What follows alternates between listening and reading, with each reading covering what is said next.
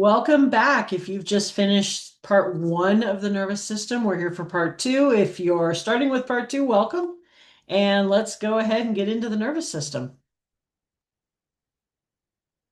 Okay, so part two for the nervous system, we will just go ahead and continue here. Let's talk about the structure of a nerve. This is the nerve itself. So those nerves that run off of the spinal cord, the nerves that run off of the brain, or what we call the cranial nerves. This is what they look like individually. Okay, so we have the sensory nerves and motor nerves that we've already discussed. Sensory nerves, of course, carrying the impulses towards the central nervous system, motor nerves carrying them away from. So afferent and efferent. And then the nerve itself, it looks like this. It's basically a bundle of a bundle of a bundle of a bundle, if that makes sense. So you have the epineurium. So the epineurium is the tissue that actually surrounds the whole nerve. Okay, so all the way around here. Okay. Then you have fascicles, which are these little guys inside, these little, like I said, bundles of bundles, right? The perineurium is the tissue that surrounds each of those little fascicles. So this right here, this right here, this right here, okay? And then the endoneurium surrounds each little nerve fiber, okay? So these are the nerve fibers. So if you notice, it's literally whether you want to go from largest to smallest or smallest to largest, here are your nerve fibers surrounded by endoneurium. Then bundle up a whole bunch of those and surround them with perineurium. Then that is what we call a fascicle because it's a bundle of nerve fibers. And then you put a bunch of fascicles together and bundle them all together and wrap them in an epineurium. And that makes your nerve. Okay. In between each of those fascicles, of course, if you notice there's little blood vessels to supply blood to the nerve, of course, because if we didn't have some type of way to nourish the nerve, it would die. So that's basically what a nerve looks like if you were to open it up and kind of unravel it, so to speak. All right, so where do these nerves live? Well, we have cranial nerves, and we have 12 pairs of the cranial nerves. They all extend out from underneath or the inferior surface of the brain. So right under here, okay. These are all designated by name and Roman numeral. Okay. So you have the various named nerves everywhere, and then they all have their own, they're all designated by a Roman numeral. Okay. Let me go ahead and go to this chart. I would highly recommend taking a screenshot of this, so I'll stay on this for just a moment. I don't want to go and read every single one of them, put you to sleep. But basically, you've got the name and their number here. So olfactory is 1, optics 2, ocular motor 3, trochlear 4, so on and so forth. Okay. Then you have what their function is right here, or their sensory component. So the function for olfactory, smell, vision, sensations of the various eye muscles, face, nose. This particular one here, cranial nerve number 11, does not have a sensory nerve. It's called the accessory cranial nerve. It just helps with the shoulders and the head to move. So it doesn't necessarily have a sensory component to it. Just like the statoacoustic cranial nerve number 8 does not have a motor nerve. Okay, it just is responsible for hearing and equilibrium. So some have sensory, some have motor, some have both. It just depends. So like I said, go ahead, just take a second, screenshot that. It's great for, reference, quick reference. And those are your cranial nerves, 12 of them, 12 pairs. Okay. As far as spinal nerves go, we have 31 pairs of those. They are named and numbered by their level on the spinal cord and where they originate from. So we have 8 pairs of cervical nerves. We have 12 pairs of thoracic nerves. So your cervicals are right here, thoracics are here. We have 5 pairs of lumbar nerves, 5 pairs of sacral nerves, and then just 1 pair of coccygeal nerves, or where the coccyx or the tailbone is. You'll notice it's not exact, but you'll notice, especially if you have studied the vertebra, that would be in my video on the skeletal system. But you'll notice that the vertebra, the actual bone that covers the spinal cord, is numbered quite the same way. The only difference is for cervical spine, you only have 7 vertebra, not 8. But then you do have 12 and 5.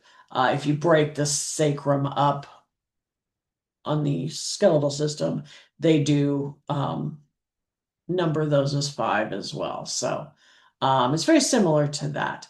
I would never expect that anybody could, maybe a doctor, but that a medical assistant would have all of these memorized, obviously. But it is very good to know just kind of how many there are and where they are. All right, I did in the first video, the part 1 video for nervous system, talk briefly about the autonomic nervous system. And I said we would get back to it in part 2. Well, we're back. Okay. So the autonomic nervous system, if you recall, the PNS was divided into 2, or subdivided into 2, the somatic and the autonomic nervous system. Well, the autonomic nervous system is even further subdivided into the sympathetic division and the parasympathetic division. Okay, the sympathetic division, and I'm sure you've probably heard this before, even if you haven't studied this, is what we refer to as fight or flight. It's what happens with our body under stress or emergency or anything like that. And then the parasympathetic division is quite honestly the opposite. It returns our body back to a normal state. So what does that look like? As if I can get you to real quick too, I'm sorry, to hit the subscribe and like if you haven't already, really helps me out, and I really do appreciate that. So let's move on and take a look at these sympathetic and parasympathetic divisions. So we do have the parasympathetic on this side, the sympathetic on this side. Sympathetic, because it is the part that, oh, I'm so sorry, the part that kind of kicks in fight or flight in times of stress or emergency. Everything kind of increases, most things. Our brain activity obviously increases, our metabolic rate goes up, our pupils dilate. However, some things do inhibit or decrease, like the flow of saliva. If you've ever been super nervous or in any kind of, emergency state, your body, you'll notice your mouth gets really, really dry. That's part of it. Our heartbeat ramps up. Our bronchioles dilate. So we end up breathing probably faster and heavier. It does, however, inhibit peristalsis and secretion in the stomach. So we can get kind of an upset stomach if you've ever been really super nervous. Conversion of glycogen to glucose because our body's feeling like it needs more energy. The adrenaline, of course, from our adrenal glands. It inhibits bladder contraction. So we don't feel, or we're not necessarily able to urinate as easily. However, in a reproductive or sexual way, this also stimulates orgasm and ejaculation too. That's the part of the nervous system that does that. Now, on the other hand, the parasympathetic kind of brings us back to normal, right? After the emergency is over and everything's done, and oh my God, I feel so much better now. This brings us back down. All the things that increased start to decrease. All the things that were inhibited start to become uninhibited. Our mouth is not so dry anymore because the flow of saliva has returned. Our stomach may not be so upset anymore because peristalsis and secretions of certain things in the stomach are functioning again. Okay. So basically, this is like danger, danger, prepare the body for it, and then once that danger has passed, everything can go back to normal. Okay, and that is the autonomic nervous system. All right, so what happens when we age? Well, aging in the nervous system is a little different than aging in other systems.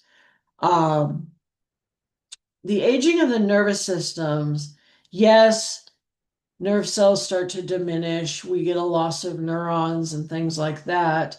But it doesn't affect the nervous system so much as it affects the other body systems because a decrease in the areas of the nervous system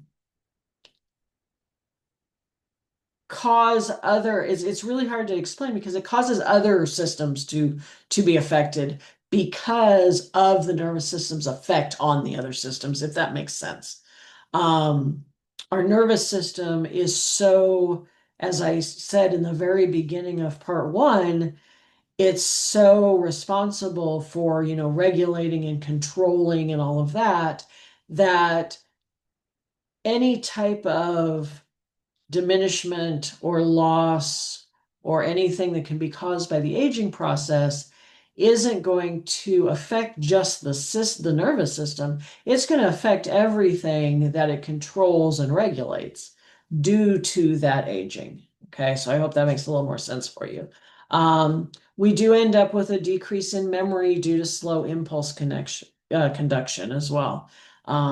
So we're going to talk here in a minute about pathology, but everybody as they age starts to have memory issues. It doesn't mean you jump right to dementia or Alzheimer's. Okay, that's a totally separate issue. We all get memory issues. I'm sure there's people watching this right now that are in their 20s and 30s and 40s, which is not at all old by any stretch of the imagination. And they're probably going, yeah, I walk into the kitchen and forget why I walked in there too. So it's not that we all are, on the highway to dementia or anything like that. It's that as we age and these things get used and used and used and used, they get a little worn out. So we wind up having a little decrease in things. So that is aging. Now, pathology wise, you've got certain disorders, illnesses, conditions, whatever you want to term them, that are related to the nervous system. And yes, dementia, Alzheimer's, epilepsy, sciatica, because sciatica is a nerve-related issue. There's a huge nerve called the sciatic nerve that runs down pretty much through your bottom and into your leg. And some people can, that nerve can become impinged, all kinds of things can happen, and it can cause pain. Neuralgia is simply that it is nerve pain, and that can have several causes. A cerebrovascular accident, or a CVA, is just the fancy term for a stroke. Transient ischemic attack, or a TIA, is the fancy term for what most people refer to as a mini stroke. And then you have, of course, Parkinson's disease. There's many, many more, but this was just kind of a handful of the more common that you would see, especially if you're working in a neurology office or something like that. All right, so thank you so much for watching. I am, of course, Amy, the MA mentor. I'm here to help you. Please, as always, do subscribe to my channel if you haven't already, so I can keep bringing you good content. And hit the alert bell too, because every time I upload something, it'll let you know. Um, if you have any questions, comments, concerns, you want me to do a video on something specific that you're maybe struggling with, please, please, please drop that in the comments and I will absolutely respond to you. Otherwise, thank you so much, and we will see you next time. Take care.